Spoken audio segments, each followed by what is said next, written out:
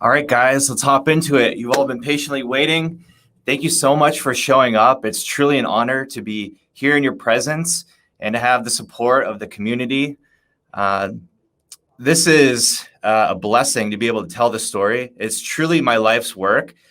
This story goes back like 10, 15 years. And it's not all about me. It's about the company, sort of how we grew the community from scratch, sort of what I was thinking at certain times along the way.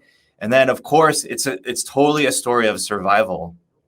There's going to be a couple lessons along the way. We're going to talk about some major heartbreaks. We're going to talk about some major setbacks. And we're going to talk about a lot of having a lot of faith and a lot of hope. So let's get into it. First of all, I just want to describe what this story is not. You know, of course, in order to draw people in, I'm posting like, we're doing $80 million a year. Sellers are kicking ass and all this stuff. But it's truly not about the money at all. It's not about buying the Lamborghini. There's no offer to sell, right? There's nothing I'm offering other than connection, okay? And maybe a little bit of storytelling. And to me, the most important things in life are things that where pain precedes the outcome, right? So think about running a marathon or having a child, right? These are things that are free. These are things that are associated with a lot of pain and struggle and hope and faith along the way. And so I feel like that's totally my story. And I just want to connect with you guys sort of on that level and let you know that if you're going through something similar, that I'm right there with you. Okay, so you guys are totally part of this story. We have something really cool going now. I still feel like we're just getting started, but you guys, thank you for engaging in the Facebook group. You know, I had my team run all this data on the top Facebook e-commerce groups, and we're the most engaged e-commerce group by far. So that would mean the score where we take the total reactions and comments divided by the total members. And so we actually own the ShineOn together. We have the top 2 most engaged Facebook groups in the world. So we have the ShineOn Profits on Demand Facebook group. And then right below that, we have the ShineOn Graphic Design group, which is sort of our sister group. So really appreciate you guys engaging there. Please keep it up. We want to try to possibly even reward engagement and allowing you guys to hopefully tell your story after I tell mine. Hopefully that inspires you guys. But, you know, you guys are already being open to inspiration. You're already here. I like this little Pablo Picasso quote that inspiration exists, but it has to find you working, right? You don't just go from zero to inspired. You guys are already showing up and want to participate. So thank you. Another reason why I'm doing this storytelling is because I was very fortunate to have mentors very early on in my career. These were my first 2 bosses and mentors in e-commerce. And together, the 3 people on the slide, it's almost $1.5 billion in transaction revenue. And so I'm just super grateful for that experience, having mentors early on. And I understand that, you know, we're not all working in tech companies with 20, 30, 50 people. A lot of people are at home, laptop lifestyle, running their own ads, selling our product. And if I can sort of be that mentor or inspiration for you guys, if I can just influence one person and give them hope in their entrepreneurial journey, then that's a huge win for me. Okay. So here's a timeline of the story. So I'm going to go back to Ithaca College and sort of what my mindset was then. Then I'm going to talk about a really influential part of the journey in being the first employee for custommade.com. And then how I parlayed that experience into sort of pre-ShineOn, a thing I set up called Ring Around. And then, of course, there's ShineOn. And you can see here that just this half of the story has 3 lifetimes, okay? So we're going to really get into it. I'm probably going to talk for over an hour, and then there'll be like Q&A along the way and breaks. So for those of you that don't know what ShineOn is, so we prototype and launch viral, high margin, personalized gift products. We're in the gifting space, and everything we put out, we try to add an upsell through personalization, whether that's birthstones or engraving. And everything we do, we try to make it turnkey for the digital marketer, okay? Beyond just drop shipping and fulfilling those orders in a timely fashion from the US, we also want to give you high converting landing pages. We also want to provide insight and education along the way. And anything we can do to automate processes or just make your life easier, that's the entire goal, okay? And then the why we do it, it's all about love and connection.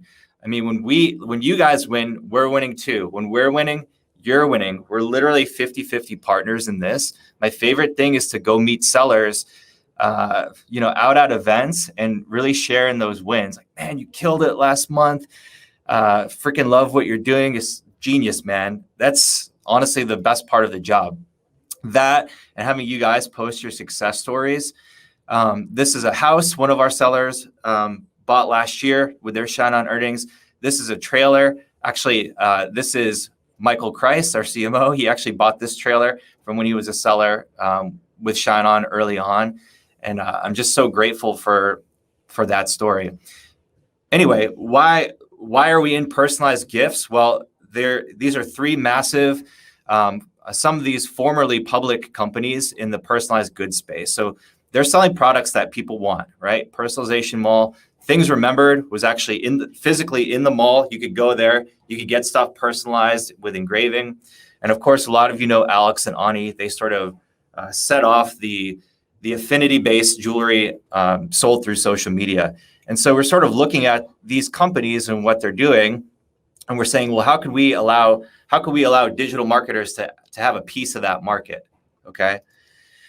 So basically what we've created is the direct response version of Etsy. We're using our tools, we're identifying winning products, we're bringing them in-house, we're verifying that they are indeed winners, taking the winners of the winners, and then launching it through an IPO process, allowing you guys to sell it direct response. And these products sell super well direct response. We like to do the hard things. We're vertically integrated. That's very important to me, that we try to do everything we can in-house, all the way from the product, making the product, assembling, personalizing the product, doing the fulfillment in-house in our own space. I'm here. You can see our factory in the back here. Creating the sales pages, creating the platform with analytics. So we have a whole software team too. We try to do everything soup to nuts for you guys. Okay, so that's ShineOn. Now let's get into the story. So, we've done over 1.3 million orders, 1.5 million units, and it's just insane to me where we've gotten to when you consider this trajectory. This graph goes all the way back to 2014, and you can see here it's basically 3 years of very little movement, and then here is another year and a half of a time where, growth isn't exploding. And I seriously had to ask myself, like, why am I doing this so many times? A lot of people were like, man, you should move on to something else. But of course, I always said no. I always maintained the vision. And so I think the lesson in showing you this graph is 2 things. One, it's just never, ever giving up. And then 2, this is kind of cliche, but success is an iceberg. Like right now, people only see, okay, sellers are doing 80 million a year, ShineOn's blowing up, like all this stuff.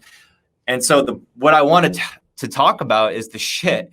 I want to talk about like the 4 years preceding where nothing was happening, where hope was lost, where there was tremendous failure. And I just want to show you guys that sometimes you don't know how close you are to major success. You could be 2 inches from the end zone. And so it's maintaining that hope and faith along the way that will allow you to achieve your dreams. This is a graph. If you just Google the entrepreneur's journey, this is like a really big sort of graph in Silicon Valley. But it's funny because I actually was looking at this a few days ago on this journey. And this is exactly what happened with me and with ShineOn. At the beginning, you have this idea and everyone's like super pumped up. You have this initial enthusiasm. Maybe you raise some money, someone cuts you a check, and you're going to go crush it. You're going to go take over the world with your new product or your new idea. But then usually what happens is reality sets in. Maybe you don't have the product that people actually want yet. Maybe the brand doesn't resonate with people in the way you thought it would. Customers aren't seeing your vision the way that you had initially. And so you go through this period, they call it the trough of sorrow, right? And this is where most people give up because either they run out of money, they're thinking too short term, or they just don't have the guts to pivot, right? To pivot, to reset. Maybe they need to vertically integrate. Maybe they need to create an app, okay? You have to have a lot of guts in order to identify that product market fit, and you just need time sometimes, okay? And so I would say, probably around this point in time, where this arrow is, I don't feel like we're scaled to where I know we can be together. But making it through this is the toughest part of the journey. And then from an emotional perspective, the reason why I love entrepreneurship is because it allows you to experience a full range of human emotions. Okay. So I actually put out this quote on Facebook 3 months ago, has over 14,000 shares, and like 1,000 people are still sharing it every month now. So everyone should start at least one business in their lifetime, not to learn to make money, but to experience personal growth through rejection, risk-taking, camaraderie, survival, and winning at all costs. It's truly beautiful. And there's so many times I've cried throughout the process where I've been just rejected, took huge risks. And if you can make it through those emotions and that battle against yourself, because you're really not battling against other people, you think you are battling against competitors, but you really have to grow as a human being along the way. And that's the point of, in my opinion, of entrepreneurship. Another analogy I like to use going through this process is that you're pushing this rock up a hill, and it feels like it doesn't get any lighter for years and years and years, right? So at the beginning, you have no help, you have no money, nobody cares, and there's no validation. I think a lot of people actually get into starting a business just to feel validated. Like maybe they had a tough childhood, maybe they were picked on. And, at the beginning of starting a company, you're not going to get any validation, right? So if you stick with it along the way, maybe you'll get a little bit of money. Other people will pitch in to join, but it's basically still the same slog, okay? It's not until you keep pushing that rock up a hill and you recruit enough people to come join you in your vision that it gets any easier. And even now, I wouldn't say this rock is going downhill. I would say it's more plateaued. I sort of have help, and all of you guys, it's really about the community at this point. It kind of feels like ShineOn is just taking off on its own through all the sellers. But the most important part of this process of pushing this rock up a hill is that you literally have to think it into existence, speak it into existence, write it into existence, work it into existence. And the number one skill, in my opinion, is recruiting people to join you on your vision. If you can't do that, you're not going to be successful, okay? If you can't get other people to put money in, right? You can't convince your grandmother to give you a check to invest, or your parents, or your best friends. You really need to start with that tight community. If they can believe in you, then you can get other people to believe in you over time, okay? So we've had 5 offices now. And really down here in Tampa, behind me, this is our 5th office. This kind of feels like, we're finally at a place where we can be a long time. We can scale sort of indefinitely. But it's been a long slog. And being in the Northeast taught me a lot of great lessons about work ethic and hustle and competitiveness, starting in New York. But man, it was just such a slog for ShineOn. Okay, so just get into kind of a little bit about me. So in college, I played 3 sports. I was on the football team at Ithaca College. I was a cornerback. And I also was a sprinter on the track team. And then I also played rugby. And I did all of this while I was studying pre-med. So, I don't know if I was just trying to get over some childhood traumas or getting back at people for picking on me or whatever. But I was just a very type A personality where I was just hardcore about literally everything and like achievement and sort of wanting to be the best. I remember like training for football, doing suicides in the gym at like 3 a.m. in the summer in the morning, like just kind of going crazy with that and wanting to be the best. But I will tell you that I actually was not happy. All my friends were sort of like on the football team and something was just missing for me, I didn't know what it was. And I actually caught a huge break. I actually broke my ankle and actually breaking my ankle changed my whole life because I actually stopped playing sports and I had to ask myself, what do I want to do next? So I actually went to Australia on a study abroad program for 6 months, which was unbelievable. And there I started surfing every day. I started doing photography.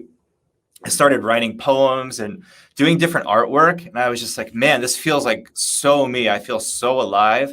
And this is like really the thing I needed the whole time. I think I was maybe going back to some of the things I enjoyed doing as a child. And just being creative was the outlet I was missing. I didn't have to struggle all the time about achievement. I could just sort of create. So I actually came back to Ithaca College my senior year after this study abroad experience. And I was going to work at an advertising agency in Manhattan. So I actually interviewed at Gray, Young and Rubicon, BBDO, Ogilvy, and McCann, basically all the top ad agencies in the world. And I pretty much had my choice where to work. This was in April 2008. But then a really horrific thing happened. The stock market crashed at that time, literally right when I was graduating. So I would call these ad agencies up and they'd be like, yeah, not only are we not hiring, but we also let go of half the company. So I was like, holy shit, like my dream is totally gone. And I was actually, I went back home to New Hampshire and I was a roofer for a year and a half. So I was roofing houses in the snow. I was like shoveling snow at night just to make money, $10 an hour. Just whatever, man. There wasn't a ton of opportunity there in northern New Hampshire, but I don't know. I had a good work ethic and I had hope that one day my situation will change. Maybe the economy will get better. And eventually I ended up moving down to Boston. This is a year and a half after being a roofer. And my cousin is going to Northeastern University. And I said, I'm just going to go stay with him. And so I was actually that guy that just started sleeping on the couch. Eventually, I was that roommate that started paying rent. And I was doing all sorts of odd jobs, really anything I could find off of Craigslist. So, I was doing street promotions. I was like promoting movies. I was promoting different restaurants. I was just doing literally anything to make money. And then I actually came across an SEO internship for a startup in Boston. And so I did that. It was unpaid to start, but I was learning skills. And then I ended up being at this company for about a year. This is not custom made. This is before that. And the CEO was just like a lunatic. He would call people out, be like, why should you keep your job? He threw a baseball through a window one time. So I was like, I got to get the F out of this place. And I had this SEO internship under my belt, which was nice. So I was continuing to look back on Craigslist again. And I ended up finding this SEO analyst job for a website called custommade.com. Okay. And this is what it looked like at the time. It looks like Amazon in 1994, right? It looks like junk, but believe it or not, it actually had like amazing SEO for anything custom made. And at the time, it was the most trafficked website in the world for custom furniture and custom woodworking. So I didn't know what it was, honestly. I just fucking loved this name. And so I wrote the CEO an email, the CEO, Mike, like this long. It was maybe 2-3 pages on Word. Just like, here are all my ideas. I love this name. Here's what I would do if I was the CEO. And just going for it. And actually, he's like, I love your ideas, but you don't have, I can't give you the job. You don't have enough experience. You've only had an internship. So I'm like, all right, I'll wait. I came back a month later, another email, like 4 or 5 pages long about like, here are all my ideas. And I basically told him like, no, you don't get it. I'm crazy. I'll work for free. And so he's like, all right, let's go out and get a Guinness. And we ended up going to an Irish pub in Boston, and we had like 3 or 4 Guinness. And he's like, why don't you just come in tomorrow to the office? And this is where it was, on First Street in Cambridge, Massachusetts. And so I came in, and I never went back to my SEO internship. I literally just started working for Custom Made that day. And so, yay. Actually, he didn't hire me for the SEO analyst position. He said, we have a sales position open, and it pays $24,000 a year. So I said, hell yeah, sign me up. I just want to be part of this thing. I want to make the new Custom Made. So I'm 23 years old, making phone calls. And basically my whole intention was to onboard more custom furniture makers, custom woodworkers to the website. So I'd make 100 calls a day. And this was literally like the hardest thing in the world, because I'm selling website subscriptions, right? It was basically like the yellow pages. I'm selling website subscriptions between $500 and $1,000 a year to old woodworkers in a recession, to people that don't understand technology. So it was literally like the hardest sales thing ever. And I tried different tactics to make my job easier, and to show the woodworkers that, yeah, people were actually getting work on this site. I would start pulling out the messages, private messages that other artisans were getting, and I would show it to the people I was trying to sell a subscription to. And so eventually parlayed that idea, and we created what we just called the job board, right? And so this was sort of the early beginnings of transitioning from an advertising website for high-end custom artisans to sort of a two-sided marketplace where a buyer could post what they're looking for, and then essentially they could get bids from various artisans. So we were sort of becoming like the custom version of Etsy, right? For if you have this idea from scratch and you need to commission an artisan to make it for you, we were the marketplace where you could do that.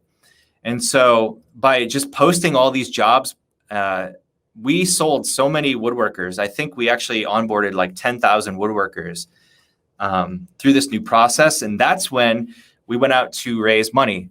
So we ended up raising a seed round, and then we actually raised a Series A from Google Ventures and first round capital. We had pretty much all the best seed stage firms who also bought into the vision of making the first marketplace for custom made products. Okay. And so that was quite a high for us. We went back to work. I started running the sales team of 8 people. And basically we were trying to onboard artisans. We maxed out with woodworkers. And so we said, who else can we onboard? So we're literally just talking amongst ourselves saying like, oh yeah, I think jewelers do a lot of custom work. Maybe we could get jewelers on.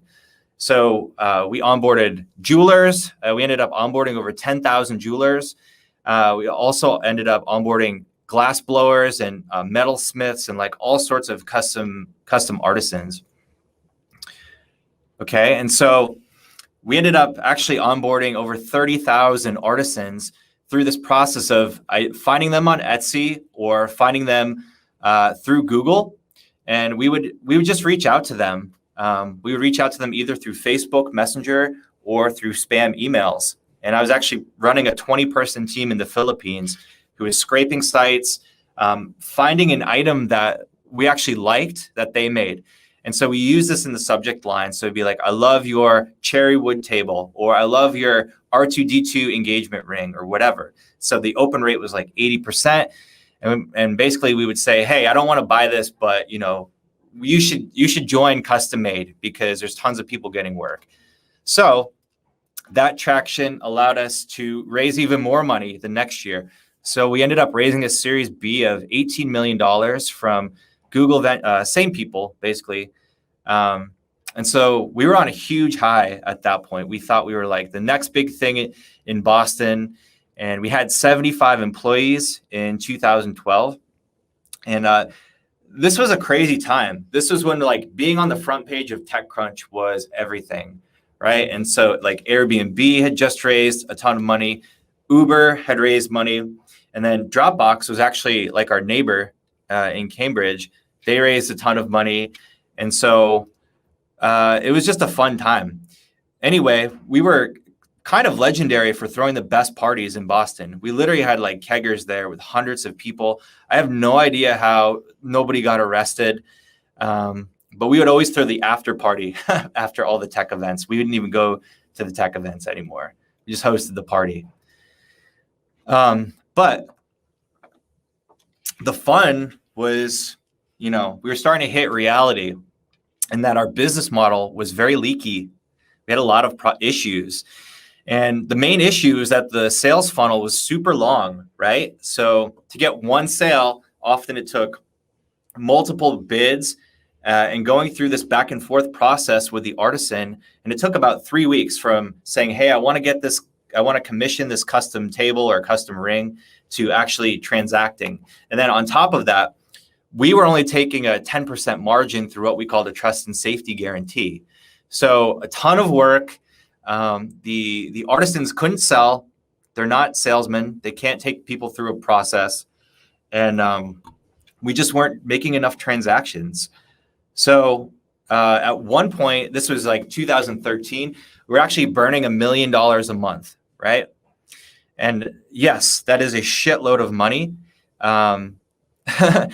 You're kind of encouraged by the venture capitalists, like, hey, either crush it in 2 years or die trying, right? It's either they don't want you to be the Walking Dead, right? Where for 10 years, you're just kind of not doing a whole lot. It's either use this money to grow as fast as possible now, or die. And so we continue to pump, trying to come up with different ideas to sort of save the business. And it got to a point where I was kind of thinking about kicking off all the artisans on the site. So the thing that we raised money on, the 30,000 artisans, I had some heart-to-hearts with Mike and Seth, the founders. And I was like, guys, I think we should kick off these artisans and make everything ourselves and vertically integrate and control the sales experience for the buyer. So we sort of started to do that. I started learning about 3D modeling. I started learning about lost wax casting for custom jewelry.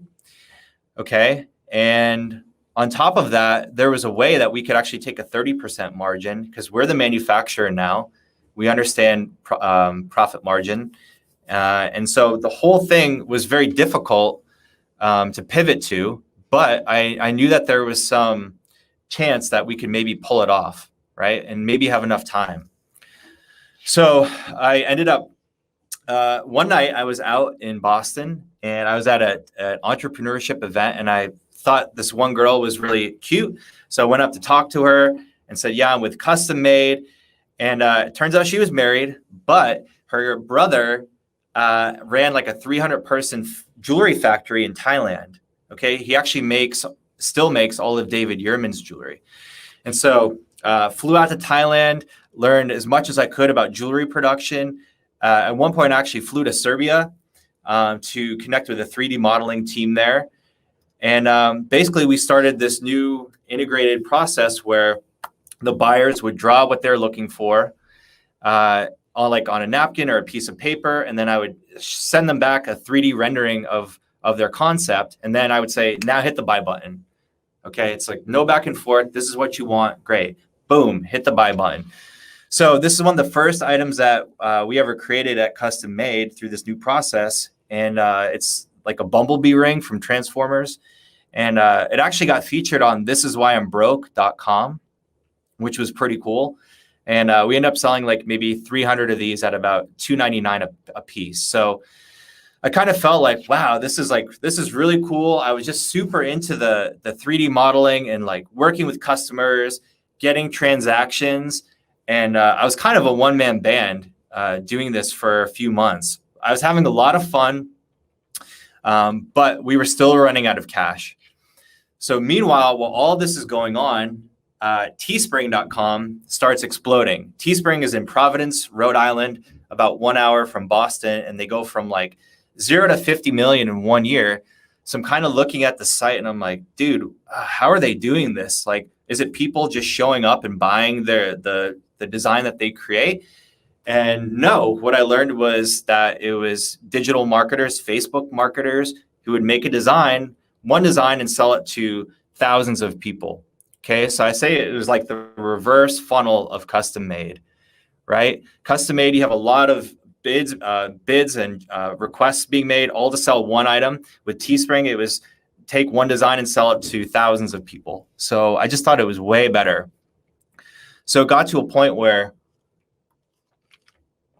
I was basically like, I want to go make the custom jewelry version of Teespring. I knew it would work so much better. I enjoyed the work I was doing already. And so the problem was that we couldn't do this at Custom Made. We were running out of cash, and Mike and Seth, the founders, they kind of gave me a heads up, like, hey, you might want to get out of here if you're thinking about doing something. And so I was like, all right, great. Thank you for the inside scoop. And so I was like, hey, can you guys fire me though, please? And they're like, why would we fire you? You know, you've been like one of our best employees for 4 years. I was like, well, I want to go do this custom jewelry Teespring model, but I have no money. I have no savings. If I leave, then I'm not going to get unemployment. But if you fire me, I can get that unemployment money. So that same night, we go out to the bar and they're like, dude, of course we're going to fire you. And they're like, we're going to fire the shit out of you tomorrow in front of everybody. And I'm like, oh yeah, you won't do it. Do it. And so it's just a really funny joke. Eventually they did fire me, not in front of everybody. We had like a little private ceremony, kind of like a thank you. And at that same time, they also gave me severance money. So they fired me and gave me about $10,000, which is like, I'm so grateful for that experience and for their mentorship, Mike and Seth. And so I said, okay, I'm going to start this new company. I'm 27 years old. It's like the perfect time, but I need a break. I was just through this 4 or 5 year slog of working for a startup that failed. And so I actually took that severance money and I went to Europe and I backpacked all of Europe solo for 2 months. I went to Iceland and I ended up making it all the way down to Istanbul in Turkey. And that was a really important experience in my life because it showed me that I could trust myself, that I could go out there on my own. And it just gave me a lot of confidence because I was going to need it for the next phase of this story. So I come back from Europe and I actually moved to Brooklyn, New York, in Williamsburg, which at the time, it was just like the most happening place it seemed like in the world, just hipster mecca of the world.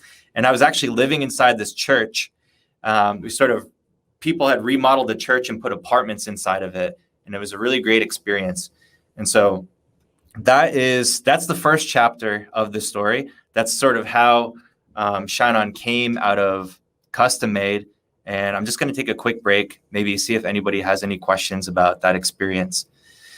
Damn, we have 260 people live. I think that's breaking a record. Thank you guys so much for showing up. Does anybody have any questions?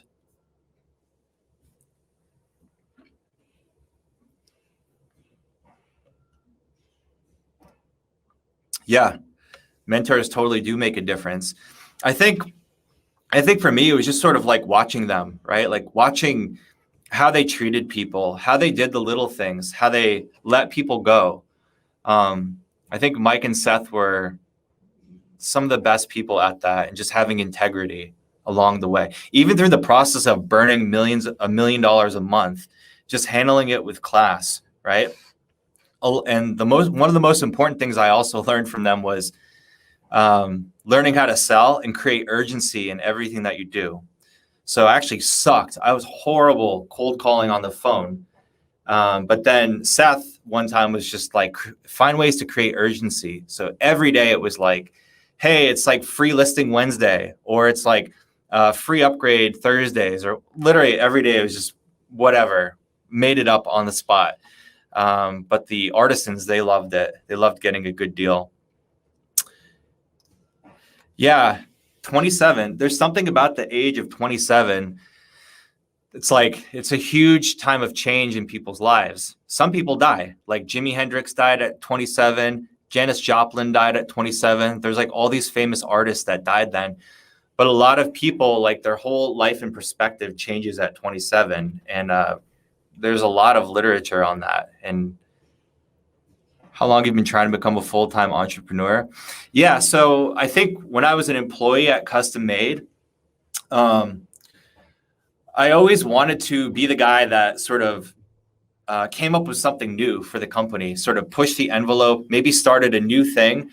I think, I probably annoyed a lot of people, but Mike and Seth, I'm so blessed that they gave me freedom to explore and basically do whatever I want, because whatever it was I wanted to create, I would just attack that within the business. So I was always kind of like trying to start a business within a business.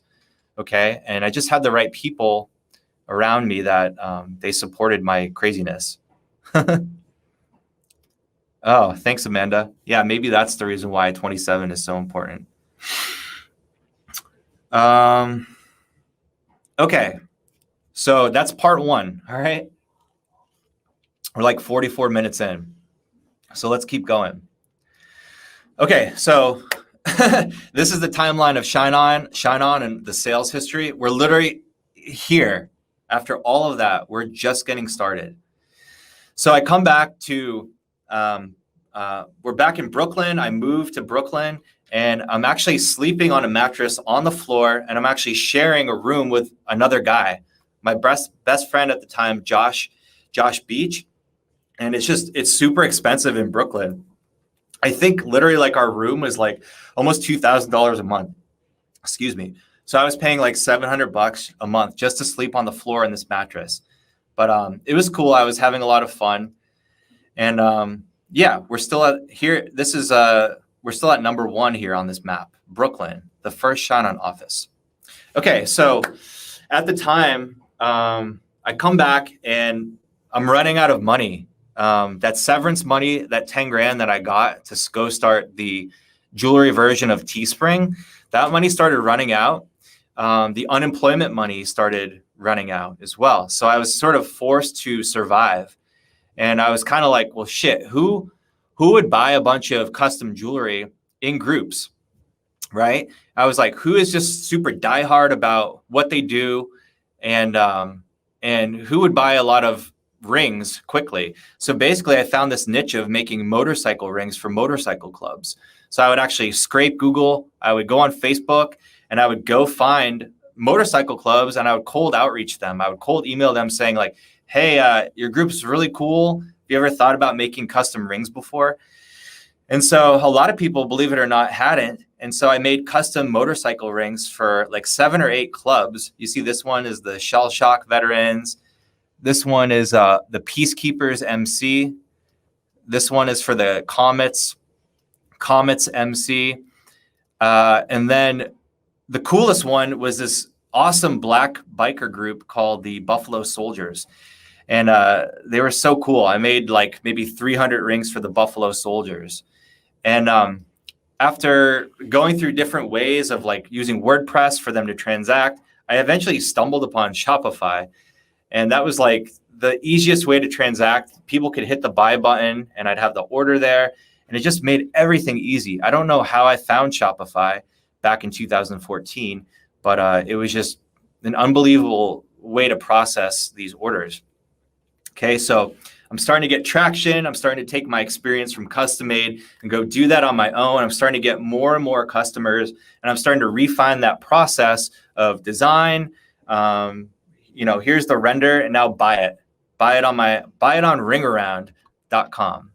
Okay. And again, I chose the name Ring Around because I was just rings at the time. But before I could even get this entrepreneurial journey started, I almost derailed the whole thing, okay? Because I was super stressed out. I was just trying to survive. I was sleeping on the floor, and I was just go, trying to hit up as many motorcycle clubs as I can to survive. I was actually addicted to Adderall at the time. I was drinking like a whole pot of coffee during the day, and every night I was going out and getting drunk at the bar to overcome the stress and sort of repeat this cycle.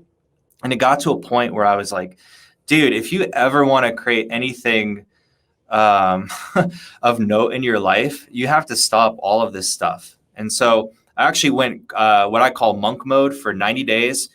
Also a dopamine reset. So I started taking cold showers every day. I stopped drinking, obviously. I actually went as far as I cut out music. Like I learned that like loud EDM, hard rock, that sets off a lot of dopamine in your brain too.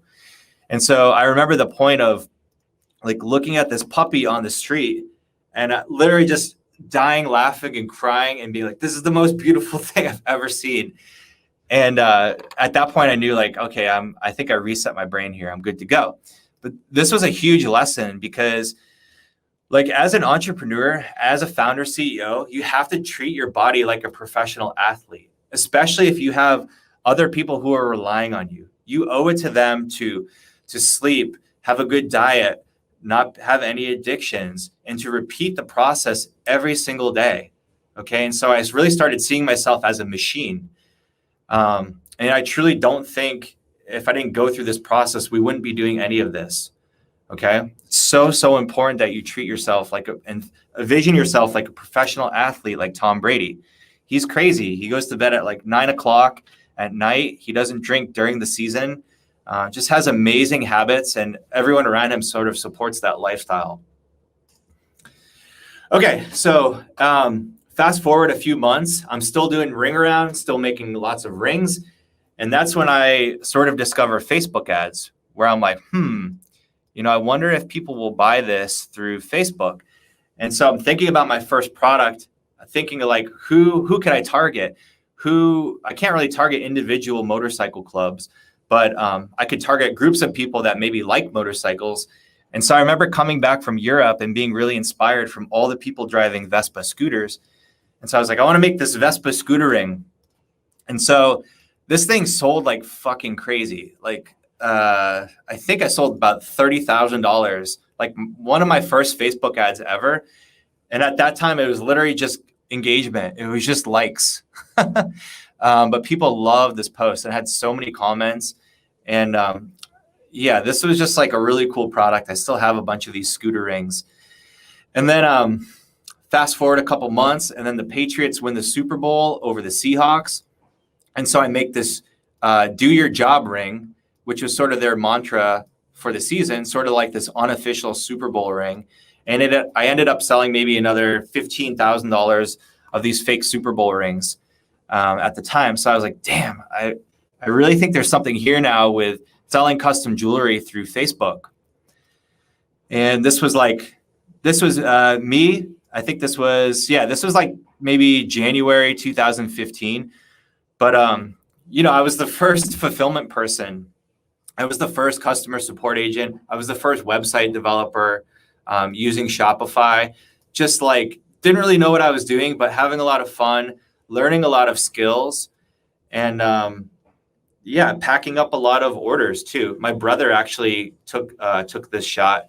He came down from Boston to literally help me pack orders and just get them out and stay organized. So I really appreciate Brian, my brother, for helping me out, along with my roommates at the time in Brooklyn. So fast forward to May 2015, I'm a Shopify Build a Business finalist, right? So I'm in the top 10 people, where the top 3 get picked to go to Necker Island, which is like Richard Branson's island. I get to hang out with Tim Ferriss, Gary Vee, and all these other folks. I did end up winning, but I thought it was a really cool accolade to be a finalist. And back then, like the sales threshold was like not too crazy to achieve that. Okay, guys, please don't vomit when I show you this, but this is actually the first version of the ShineOn site called Ring Around at the time. All right, so this is just showing you that your idea does not have to be good at the beginning. Okay, it doesn't have to look good. You just have to start throwing things out there into the universe. So you could say here, create and sell custom jewelry, pick a template, upload your artwork, and then my team would render it for you, and then we would post it on Ring Around, and you would sort of drive traffic to it. So the first people I ever had involved with this, I actually found like a group of copywriters on Facebook, and one of them had like a pet niche, so we started selling some pet jewelry. And then what happened was Teespring raised like 50 million bucks, and they decided to move to San Francisco. And so meanwhile, there's like this whole group of Teespring employees that didn't want to move from Rhode Island. And so I started hitting them up on LinkedIn, and I started saying, hey, like, I don't know what your plans are, but I'm starting to do this basically Teespring for jewelry. I'd love to connect with you on it. And so I started connecting with some Teespring employees, and we got some initial traction. And that's when we started working with some of Teespring's Facebook marketers. So I just wanted to thank these early people for doing some testing with us. The Rush brothers, who are killing it now, doing their own brands, and Ronnie McKenzie and Sue Hale. Actually, believe it or not, they just put out a ShineOn course like a few weeks ago. So it's just amazing to see like how we started and where we are. And this was like over 5 years ago, which is just crazy. But you can see the website here. It was a campaign structure. So you had to sell like a certain number to get it to tip. And that was because the jewelry manufacturers wouldn't work with us doing onesie twosies. We had to get at least like 20 or something like that. Okay. So we're starting to get more traction through the summer. And basically, I got to a certain point where I was like, Eric, whatever you do, just ensure that the traction continues. Okay. We cannot have the current month be less than the last month. Even if it was $1 more, we have to continue the traction so we can tell the story, so we can go out and raise some money, so we can actually go out and build this thing. Okay. So here's just like a timeline of Ring Around raising money. So I got the $10,000 severance. And then I actually ended up, this was huge because that money ran out, and my grandmother actually gave me $6,000. And my grandmother just passed away a few months ago. And so I told her the story. I'm like, Nana, like, you have no idea what you did for me. Like, I literally told you that I'm going to make something big with the $6,000. And she died, right after Q4, after we achieved, doing like $40 million of sales in a year. And I think that was the best feeling of my life, to have it come full circle and tell that story. But at the time in 2015, after I raised that $6,000, I raised $50,000 from friends and family before raising $1.3 million of seed round financing. The friends and family, the friends and family round is really important if you're trying to raise money, because a professional venture capitalist or a professional investor, they're basically trying to mitigate risk, right? So they don't want to be the first person to go in on something usually. So they'll say, well, who else has gone on this thing? Your friends and family they don't believe in your vision? Then sorry, I don't believe in it either. So it's really important to try to raise money from friends and family first, because that's just basically getting approval of your idea, right? Getting traction, de-risking it. So I have this whole article about raising venture capital on my site, erictoz.com/VC article. It just goes through my whole experience being at Custom Made early on, going through over $20 million in fundraising, and then doing my own fundraising for ShineOn. And it's such a unique experience, right? You're basically creating this market that has, out of thin air, You're creating fake urgency. It has no reason to exist. And it's just sort of a thing on its own, raising money.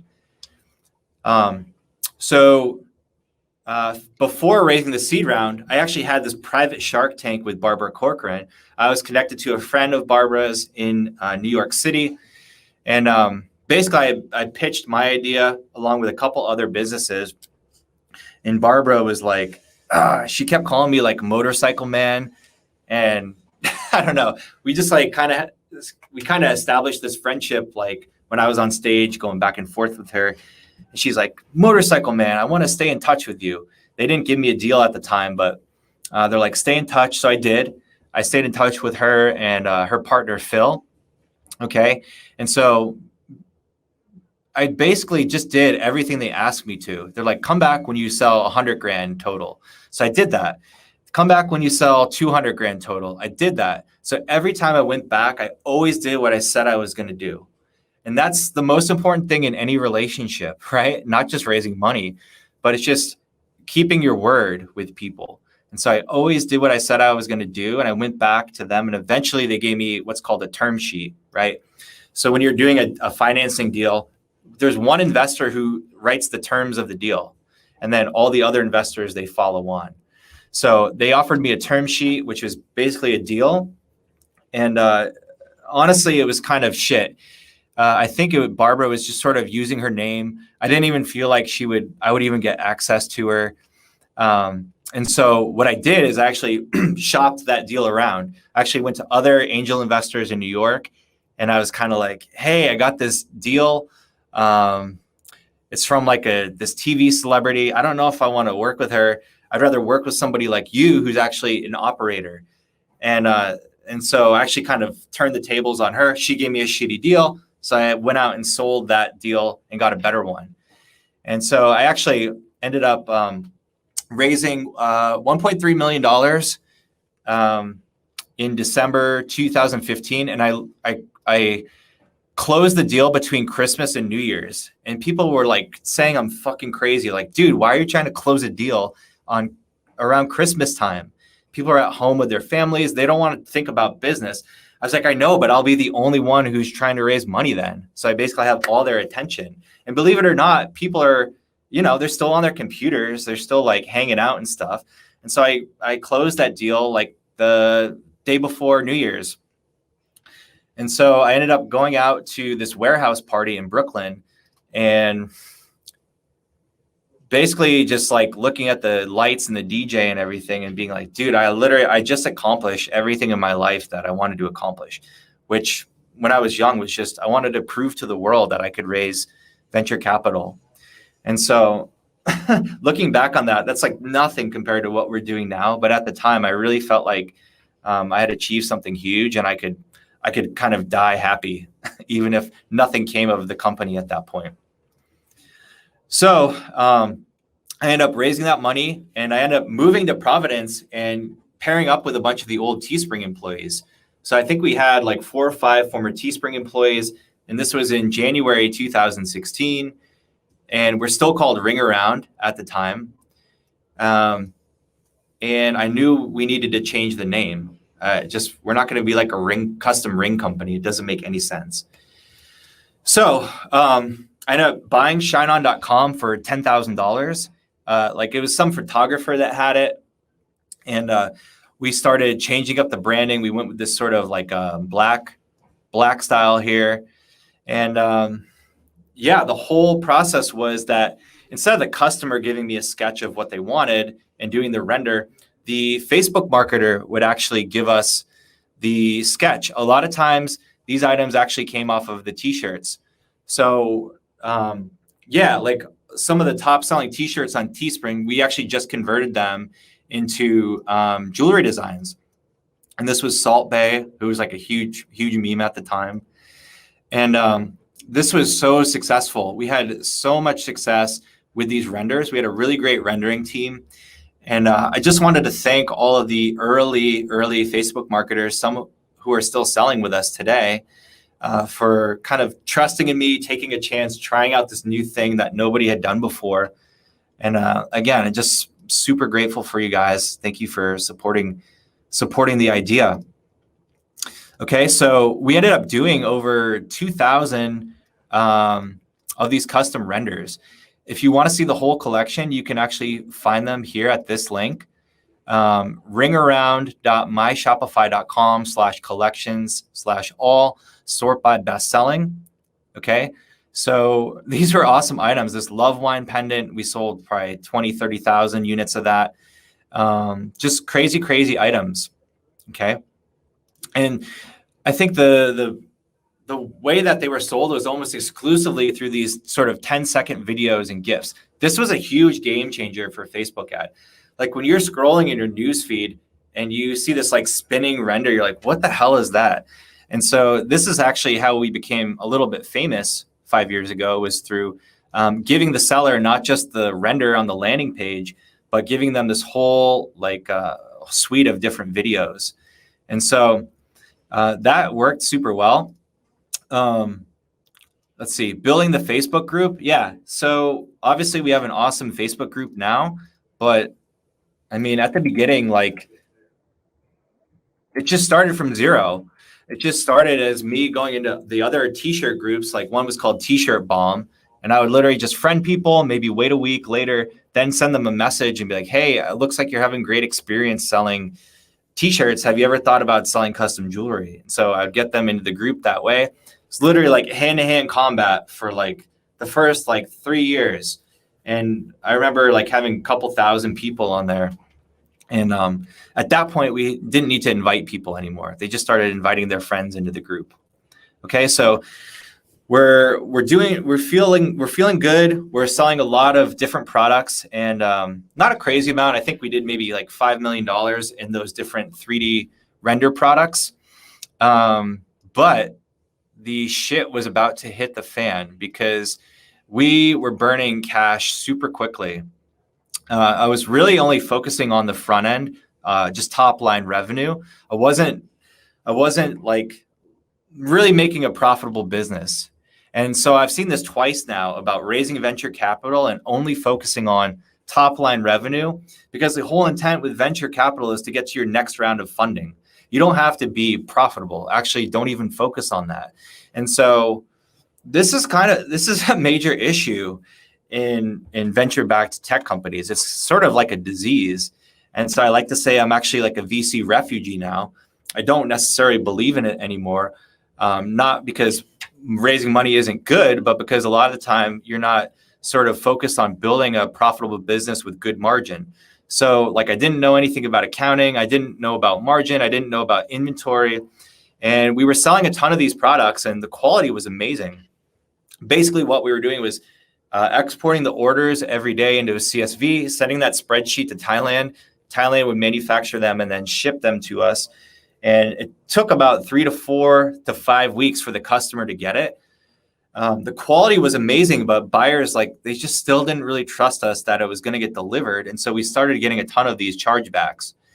Okay. And so it got to the point where it was actually becoming unsustainable and not healthy for the seller's accounts either. So I'm like, shit, this is like the second time now where I've learned my lesson about outsourcing production, and I need to make a change if I really want to make a real business. But the most painful thing in my life happened at that point. So this is August 2016. I'm in Providence, Rhode Island, and we're running out of cash, right? Too many chargebacks. The whole process isn't working. And so I have to fire the entire company. Except the only person I didn't fire is Dan, who is actually our CTO today. And I'll talk about our history together in a little bit. But I was so fucked up at this point. I was like, dude, I'm a complete failure. Like, I just raised all this money and just blew it all. And I was literally crying and having anxiety attacks. And I literally thought my life was over, right? I had a email tracking software, and I could see which emails people were opening. And I remember some of the investors opening like the terms to our deal. And I assume it was so that they could try to like kick me out as CEO and try to maybe on their own recreate the company. But that didn't happen. We had a pretty good deal structure, but I still had this feeling of left for dead. Like I have no help. The investors aren't calling me back. Nobody's helping me. I tried to raise more money in a second round. Didn't work. Literally everybody forgot about me. And it's just me left in the company. It's me, Dan, and one other employee. And I cut my salary to like $25,000, something crazy like that, just to pay rent. And I come out of this experience feeling like I have my tail tucked between my legs. Okay.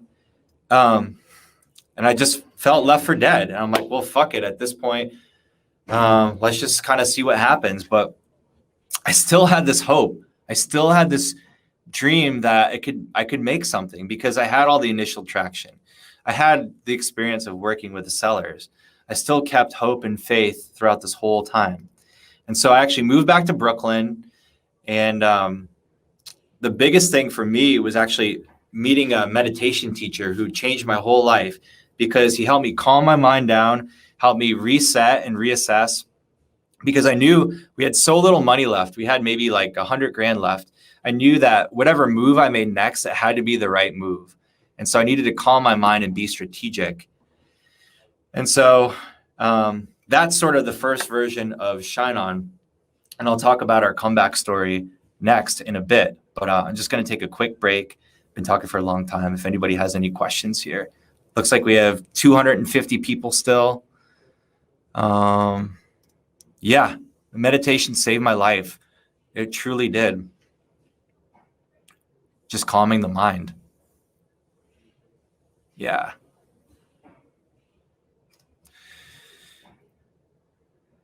Yep. Yeah, it's beautiful. Like pain always precedes all of the best feelings in the world, right? Running the marathon, giving birth to a child, losing everything. Pain is it, man. It's beautiful. So when you see these guys buying Lambos and shit, like, what pain have you gone through? What struggle have you been through? You're very welcome. Anytime I can experience share. I actually appreciate you guys for coming on board and watching this for me. It's like super therapeutic. I've never told the whole story in this format to anybody. Okay, so I'm actually super lucky. This is more important to me than, like, telling the story is more important to me than making all the money and the success. Like, I swear to God, I've always wanted to go through this experience just to tell the story with you right now.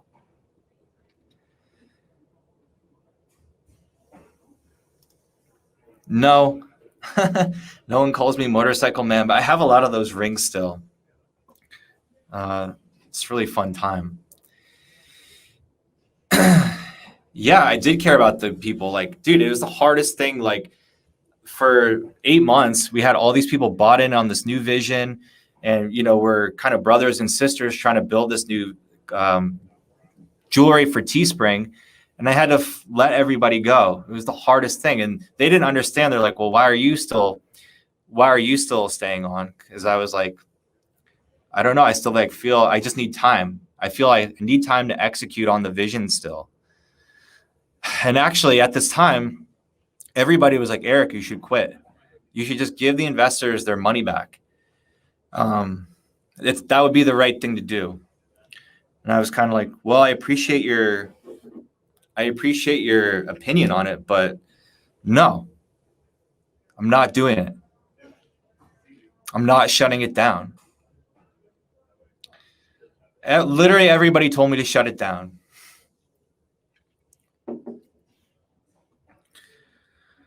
Sorry, I'm getting a little choked up right now because I fucking believe that could be something huge. Just needed time. And that's like a lot of us, we just need time to figure it out. So sometimes you have to burn all of the ships. You have to fire everybody to give yourself that time. You have to work another job sometimes.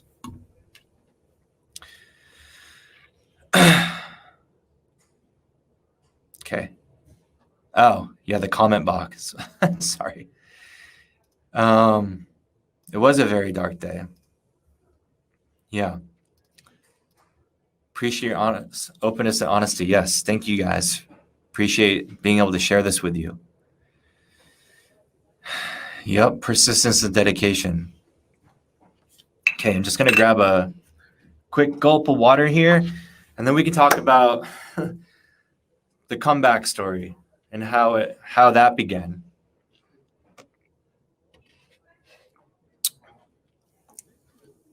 Okay.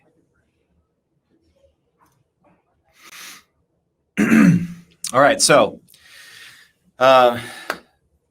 move back to Brooklyn. I'm doing the meditation. I'm kind of being strategic with my next move, making $25,000 a year salary, basically not giving a fuck. But actually, I was kind of happy at this time because I didn't have any pressure. I had no expectations to make a massive company. And so I remember sleeping in, just treating my body well, being nice to myself, going out, enjoying literally smelling the flowers. And I was just kind of enjoying life. Nobody cared. I was just on my own, man. Okay. And so here's where we are in the timeline. There's still pretty much relatively zero sales. And we're kind of right in the middle of this story. So I'm alone, right? Dan, who's our CTO today, he actually moved to Florida at the time. So from Providence, he moved down to Florida, and we'll get into that story later. But I actually moved out to Hackettstown, New Jersey, because the other person still in the company was like, hey, I understand that if we want to make something big, we need to do our own fulfillment and production. And he had a house out in this town called Hackettstown, which was an hour away from New York. So I had friends in New York. I had support and did stuff. And so I was like, yep, fuck it. I'll move out there. And so I'm completely alone. It was with one other guy, and we're trying to set up this office out in Hackettstown. And so this is April 2017. And this was the first sort of ShineOn factory. Okay. This is a 1,000 by 1,000 square foot garage. And the paint is chipping here. And there's fucking dust everywhere. This was the worst place you've ever seen. Okay. But it was kind of chill. I hung out there a lot. No pressure. Nobody bothered me. And these were two of our first production managers. There's Javier Ordonez. I think Javier is probably watching live. Super grateful for you, bud. And during this time, I remember going out to Applebee's every night because, one, it was the only place that was open after 10 p.m. And I was working till probably midnight. And also after 10 p.m., they had half price appetizers and half price wine. So I would sort of relax and get my cheap food every night and just hang out with people. Again, I was pretty much alone in this town, but I had a fuck it, burn the ships mentality. My plan B was to make plan A work, right? I still had that mentality, this is going to be something big. I needed time. And so because I fired everybody, I had to teach myself accounting. I had to teach myself margin and inventory financing. And then, dude, I remember actually canceling all the insurances. And people are like, dude, you're fucking crazy. Can't cancel basic insurance. I'm like, yes, I have to. We can't afford that. We need to put that money into other stuff. Okay. So don't be afraid to do stuff like that. Okay. Anyway, we were down to $20,000 left in the bank. And I sort of feel like we're throwing our last Hail Mary up. Okay. Last play of the game. And what we do is we end up spending the last of that money on one of these machines right here. This is a machine that we would start doing graphical jewelry and printing on jewelry. And so fast forward a couple months, and Dan, our CTO, he comes out with the first version of the Shopify app, right? And so our first product was the thing that was easiest for us to do in-house, which was this graphical jewelry product. And so here's the heart. And we also did a bunch of sort of Pandora-like charms. They actually sold really well at the beginning and then sort of didn't, so we killed them. But another thing that sort of changed it for us was that we would actually do transparency on those products, right? So it wasn't just a white background. We would print directly on the metal. So it would look super luxurious and shiny, and actually was a super high quality product.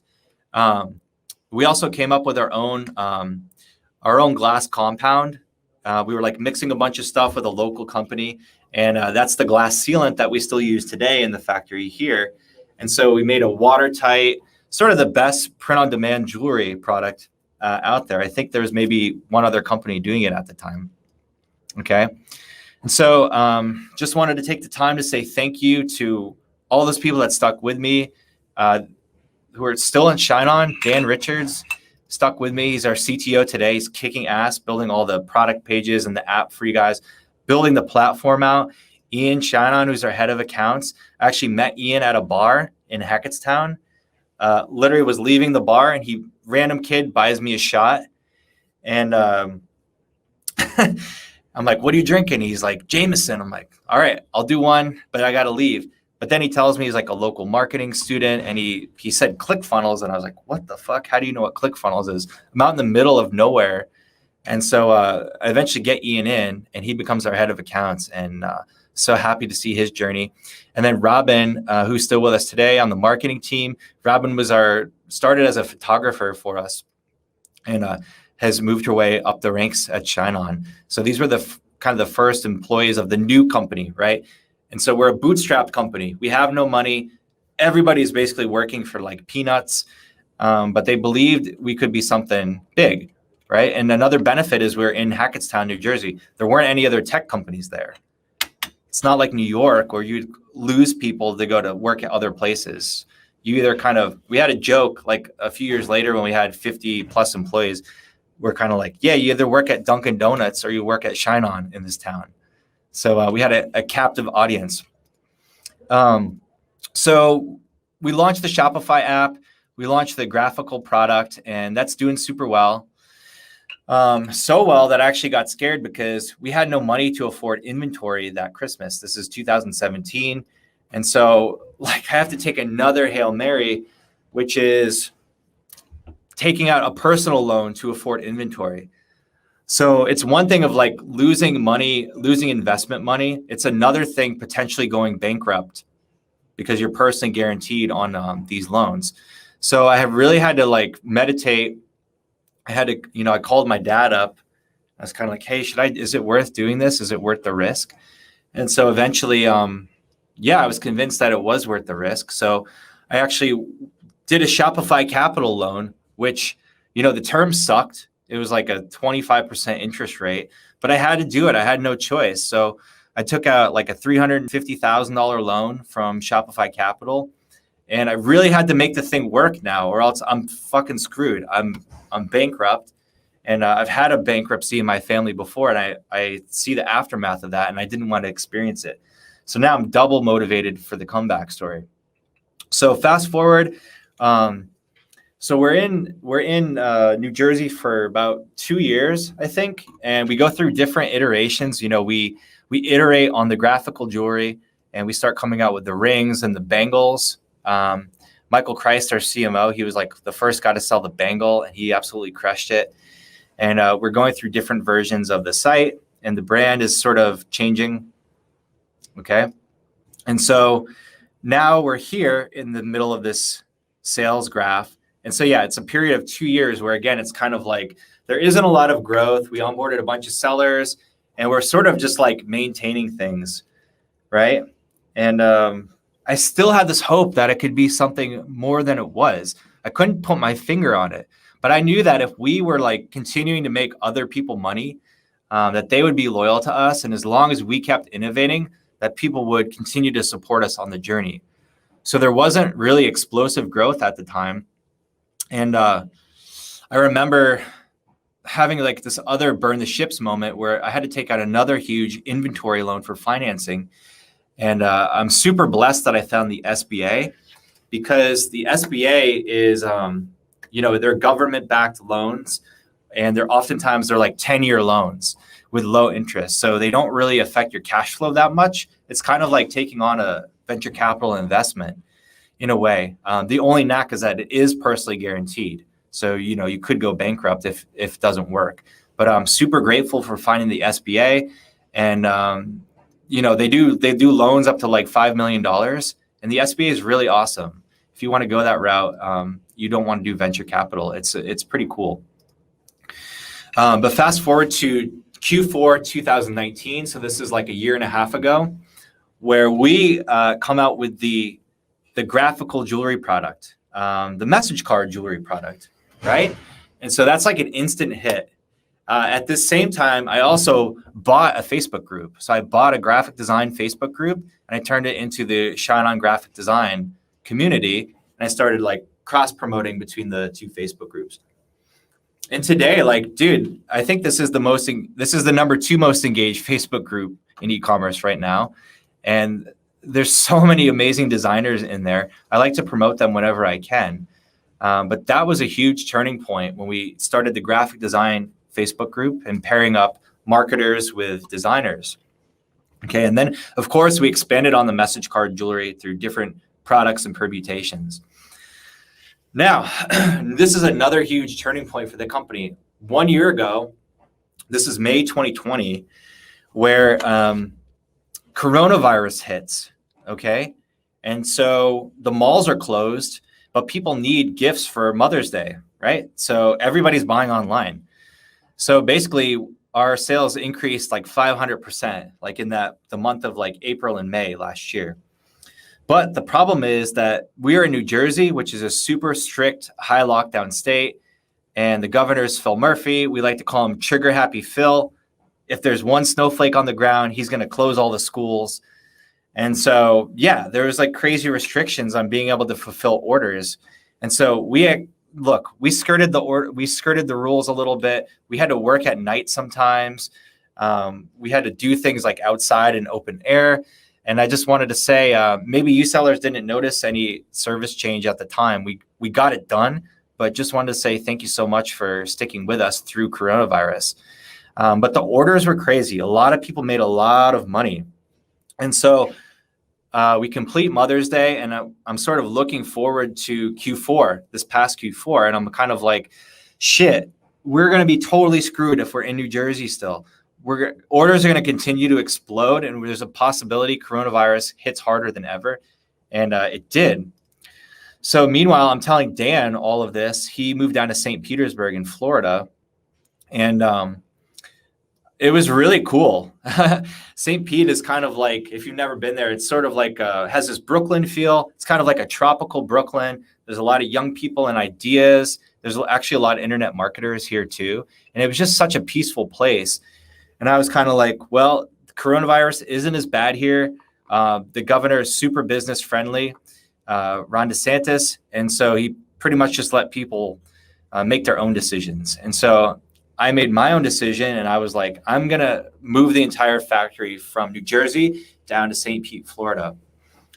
And so here's where we are in that timeline. This is like Mother's Day of last year. We're just starting to kind of explode a bit, and we need to prepare for Q4. But I was super scared. Literally, it's one of those times. Remember when everybody was like, you should shut the company down? Like literally everybody give investors their money back. I was just like, no, not doing it. I still believe. And at this point, everybody was like, we can't make this move right now. We can't move a factory in June when we have to be ready by like October for peak sales. But I was just like, no, you don't understand that is a risk. But the bigger risk is not being able to fulfill anything because of coronavirus restrictions. And so we ended up burning all the ships. That was another super difficult thing. I had to fire or let go 30 people up in New Jersey who had this hope of being with this tech company. But we treated them super well. I actually offered jobs and moving to anybody from New Jersey to come down and join us in Florida. And basically, I reinvested all of those profits we made from Mother's Day into a new space, which I'm in right now. And also hiring a real team. Up until this point, I mean, I was basically overseeing everything. I was doing the marketing. I was doing the production. I was still working with the different factories and vendors where we get our parts from. And so it was just crazy. And so I knew not only do we need a new space, but I needed a team to support us. And so this is June. So I actually called up Michael, and Michael did he was a seller in the last Q4. He ended up doing like $1 million in like 10 days. And the guy was just crushing it. And he had such a good attitude. And I just loved the dreads and his creativity. And anytime we got on the phone, we were just jamming. And so hired Michael as CMO, and he's kind of famous now with Coffee with Michael. Super grateful for him. And it's funny because I didn't actually notice that he has this on his profile. I only noticed this 2 days ago, but he actually said, if you don't give up for long enough, you win. And that's also 100% my mentality with this whole thing too. So I think we really kind of connected as spirit animals in that sense. And so we hired a bunch of really great people leading up to Q4. A lot of people here in Florida, and we also set up a Vietnam office. So we have four amazing reps in Ho Chi Minh City in Vietnam. And I'm just super grateful for the teammates that we have now. So in Q4 of last year, this is just a few months ago, we really started exploding. You can see the graph here. We ended up having over 200 employees. And at one point, we had 300 people out in the parking lot because we were getting behind on orders. So I put Michael and the marketing team onto hiring. So we're just running ads all in the local area for fulfillment associate. And we actually created a YouTube live of the factory. And we're actually live right now. If you go to this Twitch link, Twitch TV, ShineOn Fulfillment, I'll just pop it open. But you can actually see the team working now. But at the time in Q4, there's a few people here still working today, but there was literally 200 people going back and forth and in and out. And it was just an absolute crazy time. But we thought it'd be cool to show the orders go out in real time and actually show that, yeah, we're not lying, dude. We do all this ourselves. We do it in the USA, and we have the best product, and we ship it faster than anybody because we have control. We're doing the marketing right here next to the fulfillment. We're right next to the product. So how did we do in 2020? Well, it's really how did sellers do in 2020, because we don't sell anything ourselves. We only make products for you guys to resell. So last year, you guys sold $39 million in ShineOn product. And this year, we're actually on a run rate to double that. So we're looking at about $80 million in products sold. And I still feel like we're just getting started together because we've only been in this factory for like 5 months, right? We're going to be here a long time. I actually feel like we are not going to need to ever move again. And we're just getting settled with the team. We're coming out with a bunch of new systems and processes right now even. And so I'll talk about a few of those while I have your attention. I mentioned this on State of the Shine, but we're getting into personalized home decor and custom metal wall art.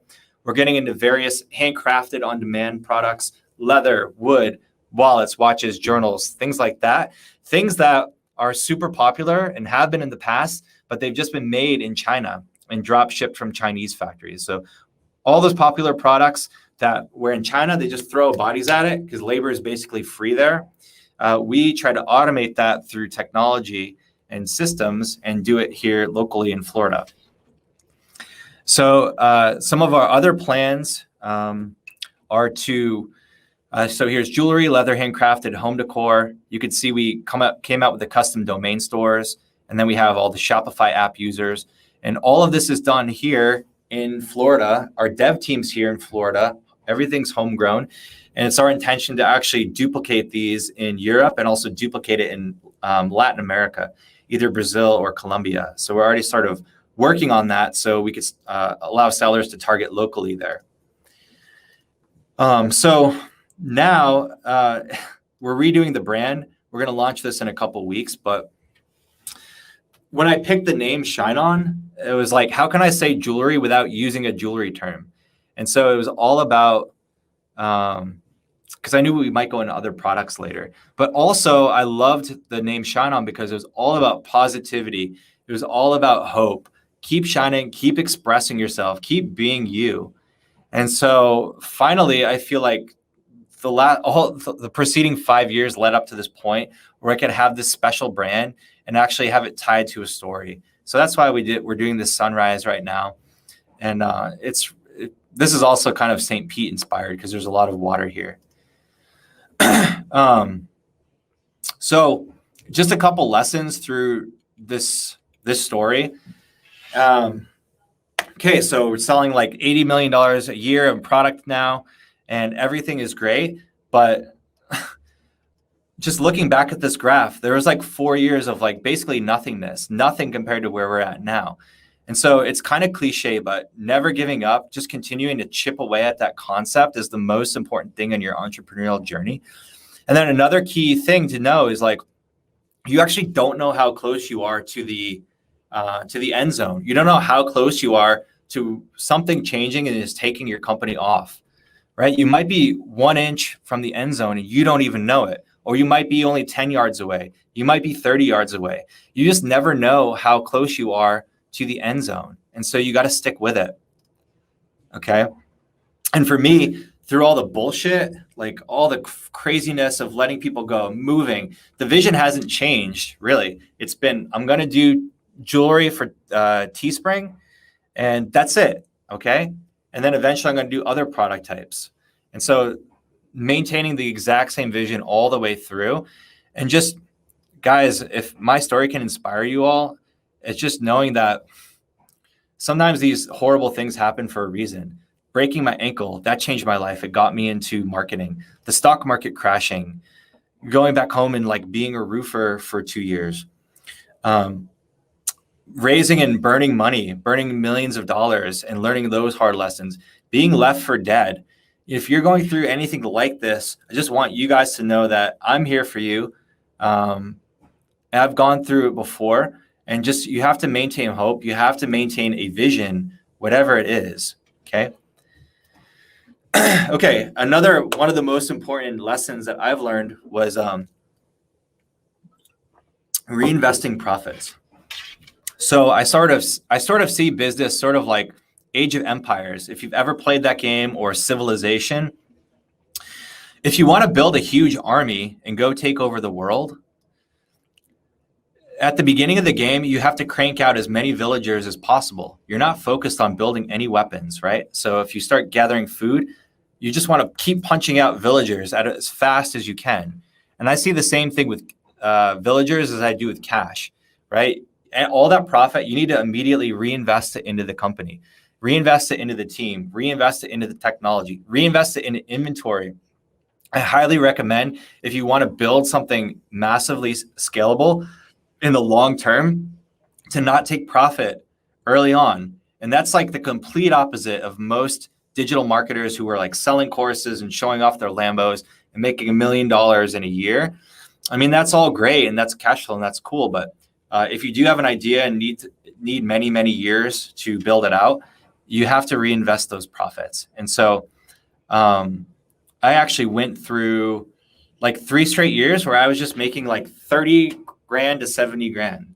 And like literally all the sellers around me were making millions of dollars. And I remember talking to Michael and he's like, dude, I'm making way more than you. I was like, yeah, I know. It's kind of awesome. It was just kind of a funny conversation, but Michael bought this trailer. Another seller bought this house in the Philippines. And so everybody around me was making money. I wasn't taking anything for myself, but I thought that if I continue to make other people money, eventually, maybe that'll come back to me. And so finally, like just a month ago, I ended up buying a truck and I got a jet ski and like, that's enough for me. I don't need anything else. Kind of back to work for now, but that was a really nice thing that I finally was able to do for myself. And now I'm just feeling at peace with everything. I have a sense of grace. I'm highly motivated and I'm lit up again. And I'm lit up, but I'm lit up in a different way. I'm not lit up in like a survival mentality or trying to prove anything to people. Now I'm lit up where I can actually go execute the vision I always wanted to and thought I could execute, and do it with grace and do it with a really great team around me. Okay, so I'm super highly motivated to scale all of you guys up, to make as many millionaires in the ShineOn group as possible, and to have a lot of fun along the way. Okay, so I actually was talking to my team yesterday. I was like, we need to have a fun audit. We need to go through the whole site. We need to go through the group, and we need to do an audit of who's having fun. If the experience isn't fun, how can we change it and make it more fun? Okay, it's like, while we're here, might as well make it as fun as possible. At the same time, I just want to let you guys know that we are here for you on your entrepreneurial journey. We're all entrepreneurs. Everybody's selling ShineOn product. Focus on where you're going. You don't need to stop the vision. And be willing to sacrifice things you want in the moment for what you want most. That's sort of a little bit of a cliche quote, but it's really important to me in my experience. And truly, like I said at the beginning, the most important things in life are the things that are free and have pain preceding them. The marathon, having a baby. And for me, like this is my marathon. Being able to tell the story to you guys, it means so much to me. This is the most important thing for me right now, is telling this. And thank you guys for watching and supporting me. And it still looks like we have 230 people live. Whoops, sorry, I left that comment on the whole time. I'm sorry, guys. So I'm going to go into Q&A. Also, I'm new to Instagram. I'm sort of just showing my life. I'm kind of having fun now, and connect with me there. But I did want to see if you guys had any questions.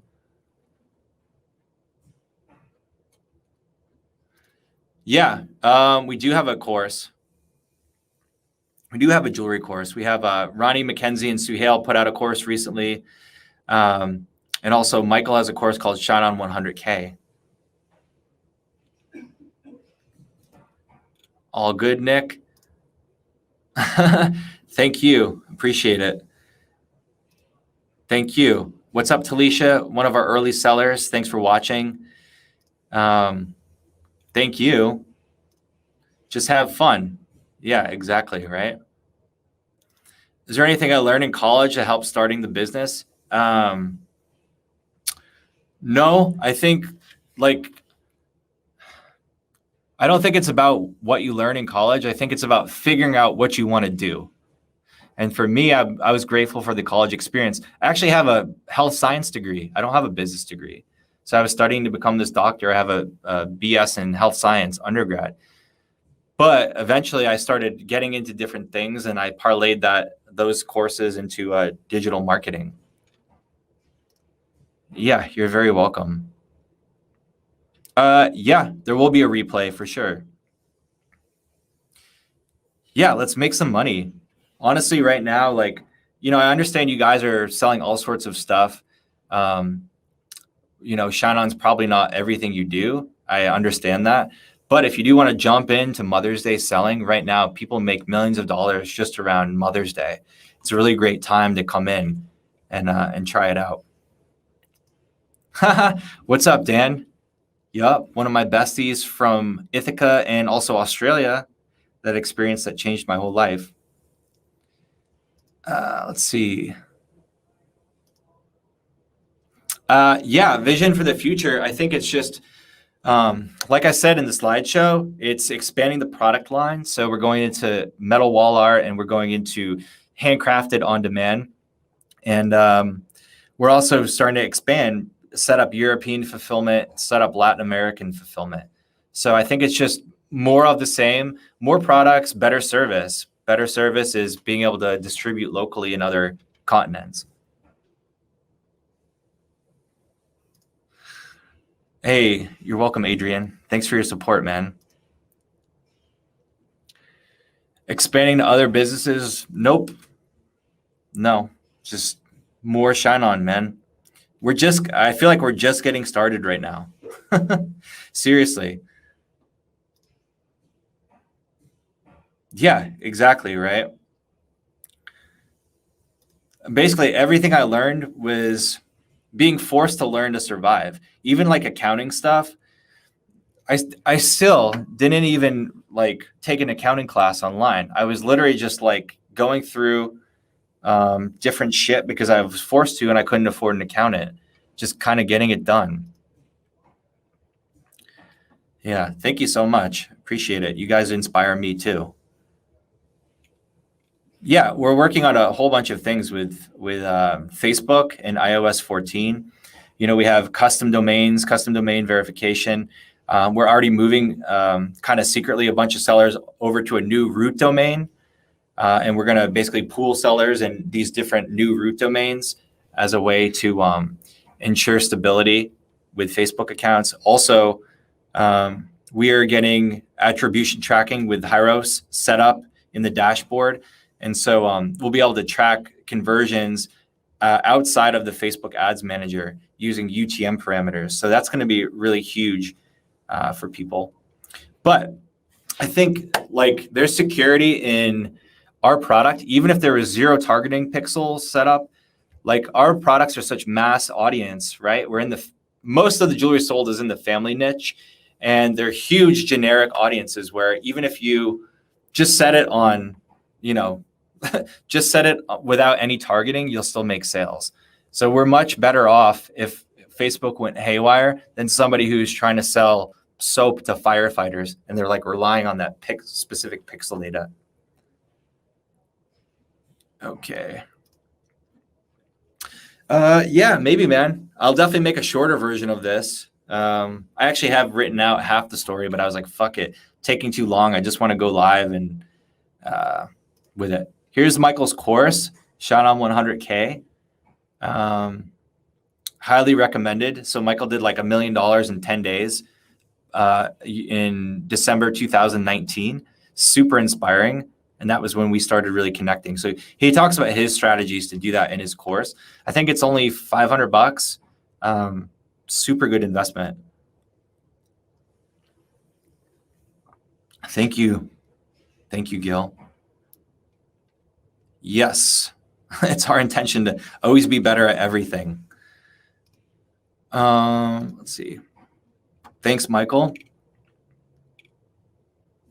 Time frame for integrating with Etsy? Yeah, we're still working on that project. We're going to launch Etsy around this time now, but we actually switched over to hop on a bunch of iOS 14 stuff, like the custom domains, the domain verification, moving people over to pools with different root domains. Thanks, Torsten. Golden Forever Level Mahogany box. Yeah, that's we were limited to the number of variants we could create on a page. So we're actually finishing up that project this week where we're going to actually have lots more available variants. So we can combine gold, like an upsell like gold or engraving, with another upsell like mahogany box.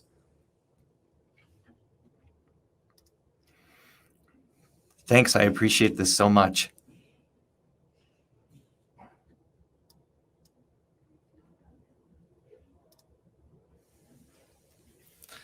Yes, you can sell without Shopify.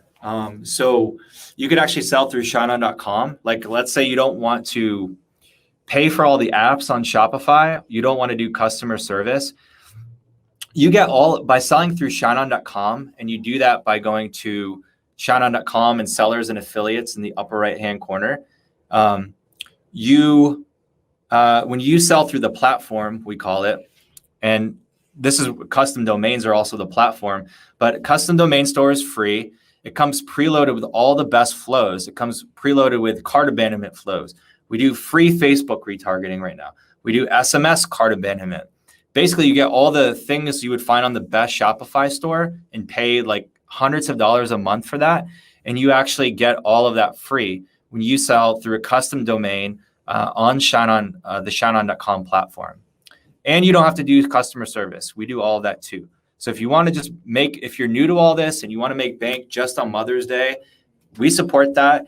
And you can do that through a custom domain store. Yes, you're welcome. Appreciate it. Any boxes without the lights? No. I think it's a sort of a differentiator for us. It's kind of cheesy, but a lot of our products are kind of cheesy. Gifts are meant to be fun, right? Fun or make people cry.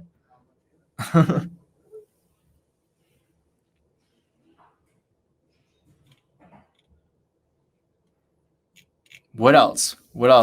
I'm going to stick around here, honestly, as long as you guys want. If you want to just keep asking questions about the journey or risk or raising venture capital or whatever. Yeah. That's because when you publish an item through a Shopify app, it automatically switches the page to the ShineOn template. And basically that ShineOn template, we've conversion tested the crap out of it. Michael and that team, they do like 5 new different CRO tests every single week.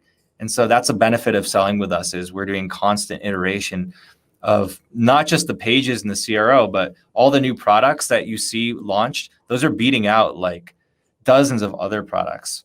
So we're really trying to take care of you guys so you don't have to do that work on your own. It'd be the same cost if one seller was doing it as it is for us to do it. So by us sacrificing and actually losing a lot of money up front, we save the whole community tons of money in the back end. Yeah, I think I would just, honestly, I would watch Michael's Coffee with Michael. He does them usually on Fridays. It's free. We talk about strategies for selling. He gets really tactical with Facebook there. So that's free. But he also has that ShineOn 100K course. Yeah, we like to say crying equals buying. That's Michael's version. Mine's crying equals cash.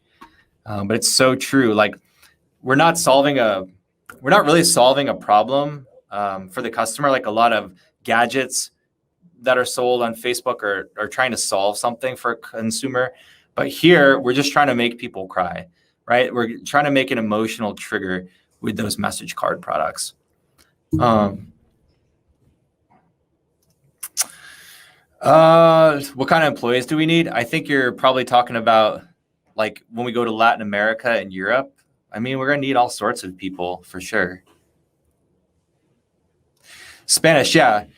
Tenemos un grupo en español, se llama ShineOn en español. So it's really important to us that we're creating the same experience in the same group, just in other languages, because first we can teach them to sell to Americans, right? With those great profit margins. That's why we're so big in Vietnam, is because when you sell one item in Vietnam, it's like selling 5 items as an American. So teach people all around the world to sell to Americans. But over time, as more people are getting access to credit in places like Latin America, they can take those same skills and retarget people in their own countries. And so we want to be able to support that. That's sort of how we're expanding over time. It's in this group here. Michael just goes live in the Facebook group every Friday at 3 p.m. Organic traffic work as well. Does one need to have a certain amount of funds to get started with ShineOn? I'm a bit confused. So we say it's our goal to make ShineOn the lowest risk investment of your time if you're a new e-commerce marketer. And actually, we have a huge announcement with our next product that we launch that we're basically going to pay you to test. I can't explain all the ins and outs of it, but it's going to be better than free. We're going to actually pay people to test new products. So yeah, I think organic is cool. Organic is great for brand building, but you can't start organic. You have to start with paid traffic. Once you get to a certain level of customers, then you can establish a relationship with them, keep in touch with those customers, and then you'll start getting organic sales, mostly through email or text message campaigns or things like that. Yeah. What can we do for you? So what can you guys do for me? I think it's just like engagement. That's probably the most important thing, I think, to this whole operation is like the more people we help, the more people share their experiences, the more connection we make. And really the community is about connection. That's why I'm doing this Facebook Live.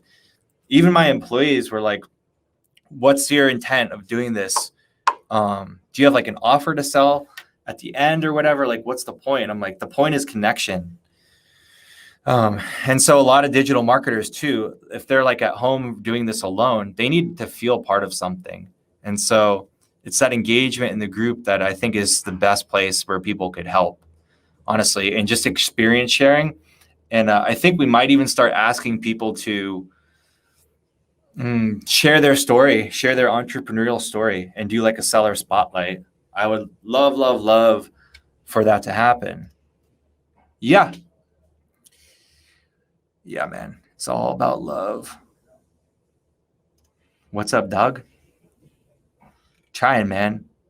It's all you guys. You know, like when I say like $80 million a year, that's the seller's revenue. That's not like we don't market anything ourselves in-house. So it's all you guys. It's not like I went from 0 to $80 million in cash in my bank account. It's like 100% you guys right now. Okay, we still have 204 people live. So I'm just going to hang out. I got time. We could play some more reggae, or we could play some deep house and just chill. Maybe I need to make a segment. It's like chill with Eric, 2 p.m. on Tuesdays. Maybe we can just work together and hang out and not talk.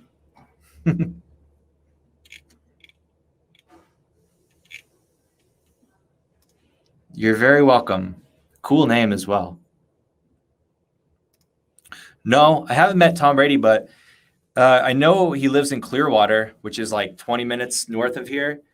And it's like my goal. Honestly, it's my goal to meet him, to be his neighbor, to be Tom Brady's neighbor. So that's how you guys can support me. I'll give you my PayPal address, and then, you know, I'll buy the house next to him after you guys donate. But he is super inspirational for me. Just the way his mindset, the way he treats his body. It's all about maintenance and growth and mindset, and actually helping other people too along their journey with like TB12 and all that stuff. Is there a trend you see happening with message cards? Trend happening with message cards. Well, yeah, I think personalization is huge. So, you know, we have the product personalizer app that a lot of sellers are using. It's a Shopify app. And let me type it down here. Product personalizer Shopify app.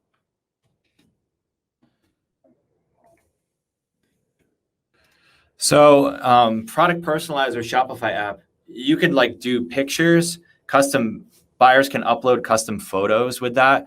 And what you do is in ShineOn, you actually put if you're using this is for Shopify users only, Shopify app users, but if you put your order charges on manual instead of automatic, then you can actually pause those orders, and you can actually swap out the artwork, and then you could hit invoice, and it'll actually charge you and then put the order into production. But before that time, you could change the artwork.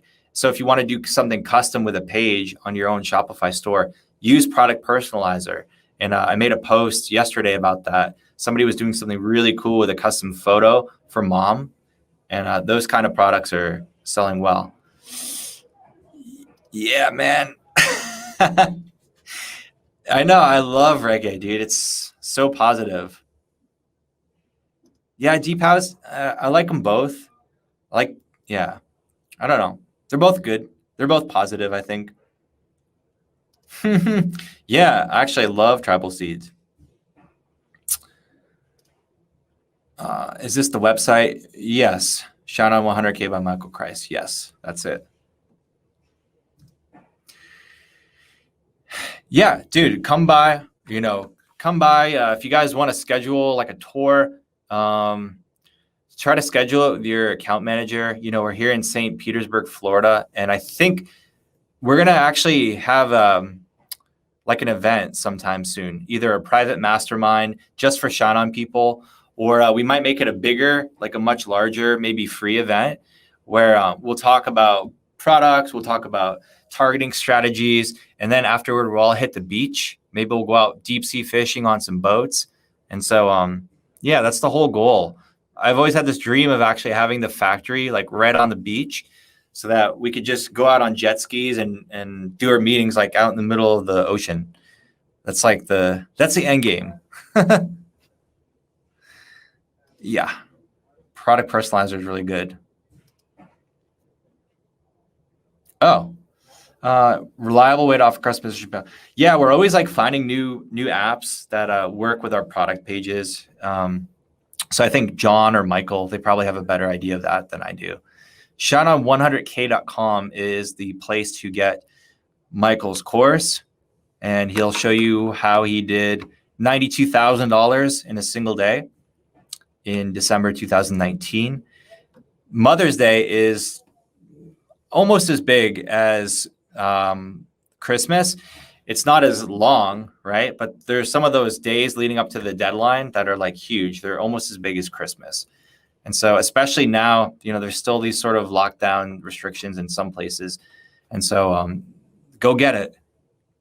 Go get Michael's course and go prepare for battle. We have like a couple, I don't know when the deadline is, but we have some couple more weeks to prepare.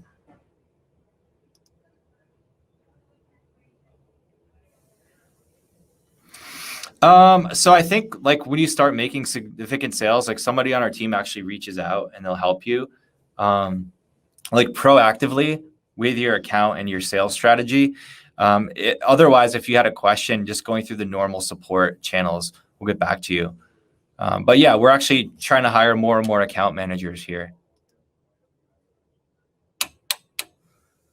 Okay. I appreciate the feedback. I think you're saying like do more Facebook Lives. We can totally do that. Yep. Yes. Okay, sounds good. We will be here. Pretty much my life is just work, ShineOn, try to meditate and think of new products and test products for you guys. And I do CrossFit. I do CrossFit 3 times a week for like an hour. And then basically I just drive around with my top off on my truck and take out the jet ski on Saturdays and Sundays. That's my life. Rinse and repeat. But dude, I'm super happy down here in Florida. I have a great life here. Yeah. So actually, that's funny you say that. We were thinking about having like one of those digital tour companies come in with a bunch of fancy cameras and just do a walkthrough for you guys. I mean, it's pretty much a big open space right now. It's not like too pretty. And we're still building out a lot of stuff, but sure, we can at least get a virtual tour somewhere going. So the dogs in the truck were photoshopped in. I know our graphic designer did a really good job of putting them in there. No, I don't even have one dog yet. I want to get one dog though.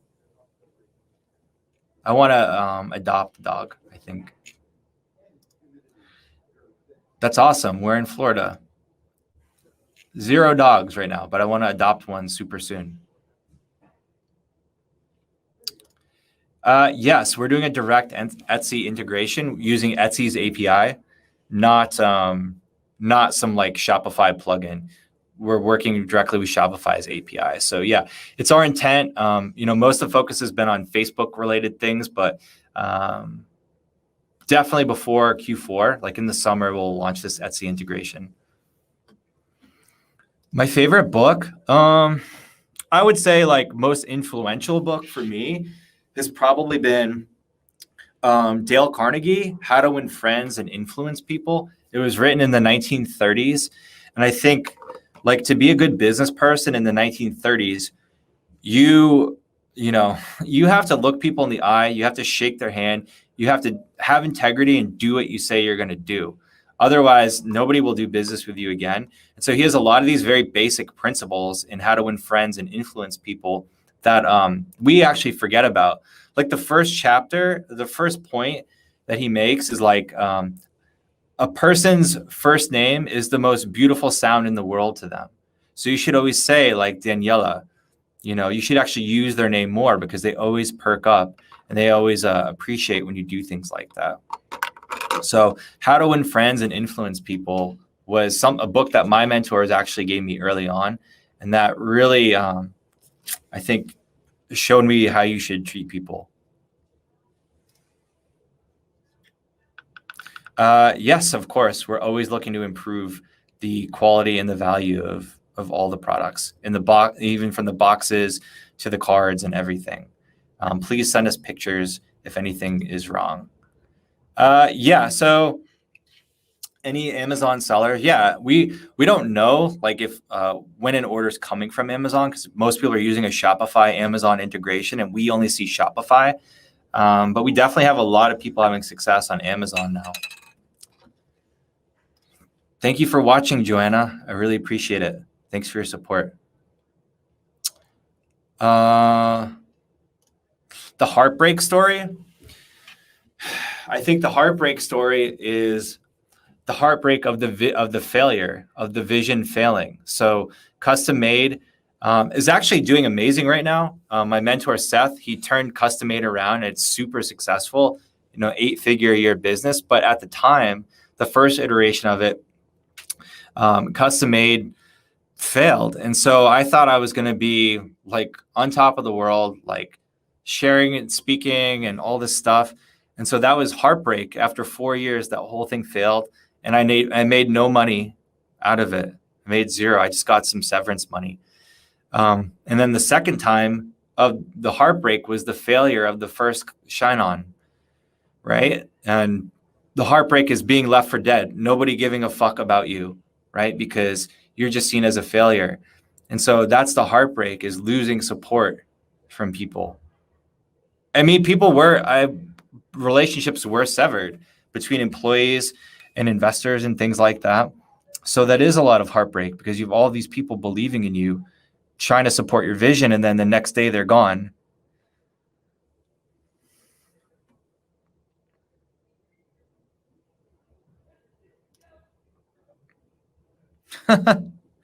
Thanks, Luna. Luna's been with us for a long time in the group. She's like support agent numero uno. She's like James Bond. She's such a badass in the group. By the way, we still have 176 people live. I don't know what you see in your channel, but we use StreamYard. So we actually combine all the channels, and we have 176 people still here. That's pretty awesome. Yeah, Delivering Happiness is a really great book too. I actually did 6 months in Las Vegas, and I actually saw how Zappos ran their company and how they treat people and how they wow people. And so I wasn't friends with Tony Hsieh, but I became friends with his co-founder. And so got to see sort of the inner workings of Zappos, and was very influenced by that.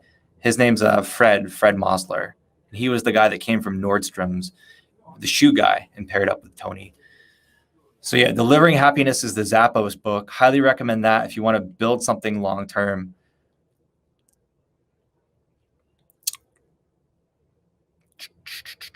So we just test products privately, right? We need to keep that stuff kind of close to the vest, because we can't tell people what we're testing. But when we launch new products, it's our intent, along with Michael, to start launching a whole like Facebook targeting guide, right? So here's who we targeted, here's how many we sold, here's the profit margin, like all this stuff. Just give it away. It's our intent to do that for you guys when we do launch.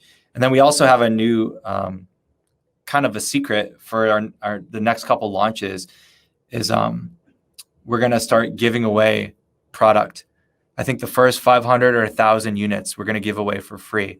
That way you guys can start getting traction with your ads early on. We're literally paying you guys to test the new product when it launches. I'm starting to lose my voice now. It's all good though. Full scope of POD products. Yeah, dude, the wall art, the custom metal wall art, the wallets, the watches, all that stuff's coming down the pipe. Yeah, I love Fred Lamb. Fred Lamb was like an early supporter of us from Zero Up, and really appreciate him. Fred out in Vancouver, great guy. Yeah, man, Vegas is good. I really like Vegas. Has good, believe it or not, Vegas has amazing outdoors and hiking. Watches, yes, we're gonna do laser engraved watches. Let's get it, Warner. Now is the time.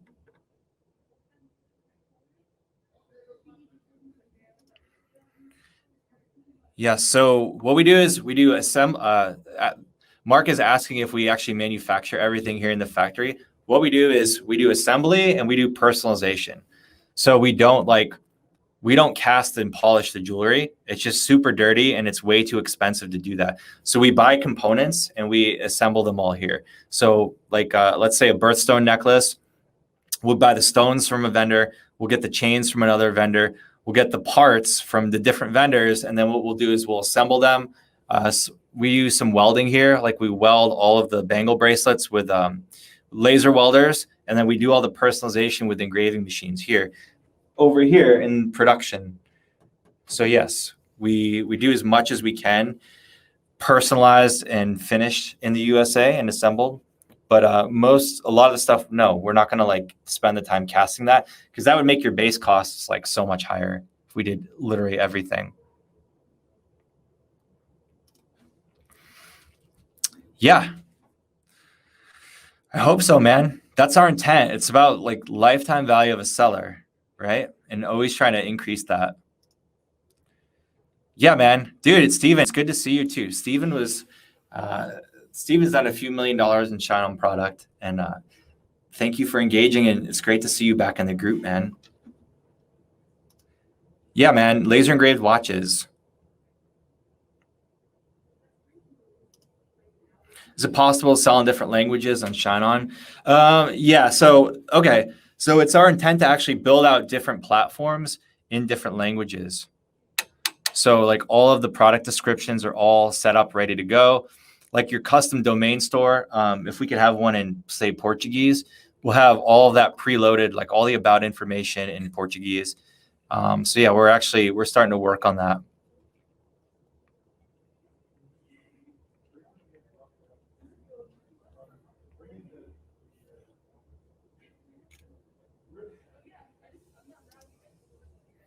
I actually don't know. I got to check in with my team there. I think the intent is to have watches for Father's Day, 90%. Yes. Like Michael's saying.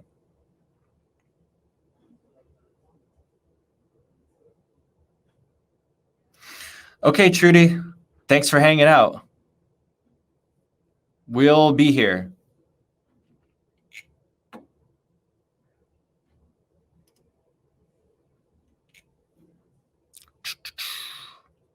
Still 161 people. I mean, if you guys are here, I'm just going to keep hanging out.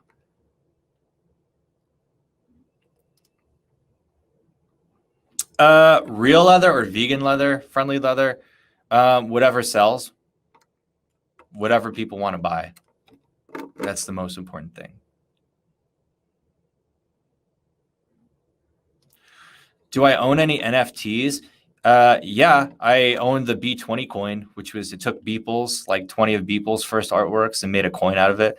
So I technically owned NFTs through that coin.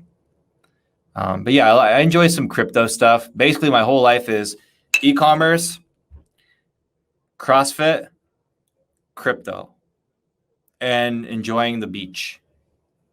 But that's enough for me. Break my FDs to manage cash flow. Yeah, man, let's get it. Steven Degrassi, yeah, never gave up. He's one of those sellers that he went through so many emotions and scaling crazy, burning cash, and he has a great story too. Maybe we could do a seller spotlight on Steven one day.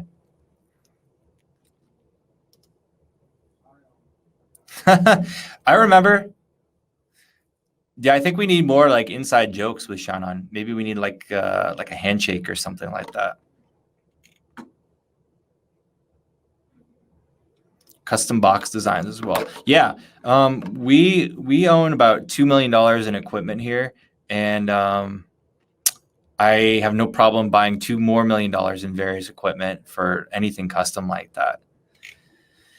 Yeah. Personalization is where it's at. It's about the service to you guys. Like, we really try to do the hard shit that nobody else wants to do. Setting up a fulfillment center is one thing, but setting it up a fulfillment center with on-demand personalization and setting that up at scale and not fucking up when we're doing it for 5,000 active sellers, that's the whole challenge of this business, really. Like, all the crap that they do in factories in China, where they just throw bodies at it. The hard part is doing it here in America, where it's way more expensive, and trying to automate processes. Let's see here.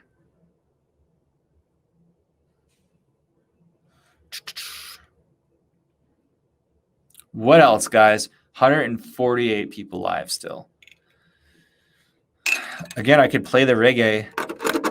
I could play the reggae again. If you guys aren't going to ask questions, I'll play the reggae. Yeah, so yes, the different various personalized goods, wallets, watches, custom metal wall art. I'm not sure which of those is launching first. Wall art's like a whole category. So it's going to take a little bit longer, but like a lot of the crap that you can find on Redline Steel or Frontline Metal, Redline Steel, Frontline Metal. These are the kind of products that we're looking at right now, because people really like these. The problem, because I know people that are associated with these businesses, is being able to fulfill them at scale for digital marketers and understanding how you guys work. So, we understand about scalability, preparing for scale, how much you guys can scale. It's like effing crazy sometimes. And like, it's all about having an on-demand workforce, right? That's the key. What are the strategies you have for keeping a roster of fulfillment associates on call and hot? How do you create incentives for them to come in just for peaks in the year seasonally? Right? That's the challenge that we go through. And it was a really tough Q4 this last year, but now we have this roster of hundreds of people that will come in and help us produce and fulfill all your orders the next time. Okay, sounds good, Carl. Thank you, man. Watching from Kenya, so cool. Maybe we'll need to have an event in Kenya one day. That would be awesome.